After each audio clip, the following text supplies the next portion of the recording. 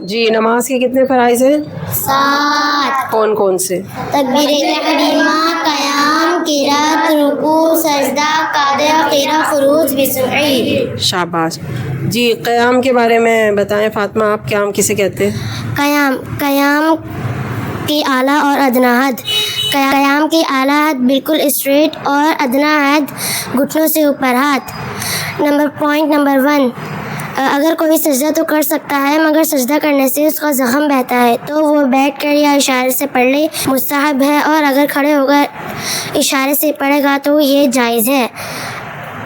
Second point, اگر کسی کا کھڑے ہونے سے چوتھائی ستر کھل جائے تو وہ بیٹھ کر نماز ادا کر سکتا ہے۔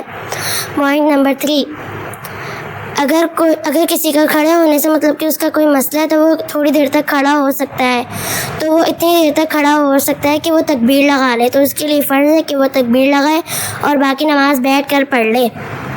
شاباش۔ قرات کے بارے میں بتائیں۔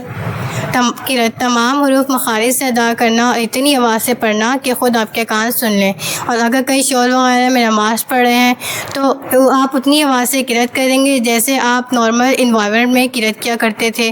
مقتدی کا کسی بھی نماز میں قرات کرنا جائز نہیں، اور نہ ہی وہ امام کے پیچھے فاتحہ آیت اور نہ ہی وہ آہستہ سے قرات کر سکتا ہے۔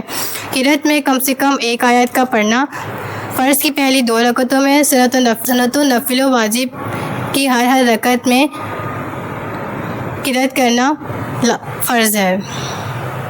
رکوع میں اتنا جھکنا کہ ہاتھ بڑھائیں تو گھٹنوں کو پہنچ جائے، یہ رکوع کا ادنیٰ درجہ ہے، اور پورا یہ کہ کمر سیدھی ہو جائے۔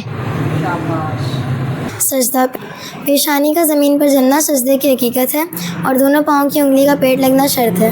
اگر کسی نے اس طرح سجدہ کیا کہ اس کے دونوں پاؤں زمین سے اٹھے رہے تو نماز نہ ہوئی، لیکن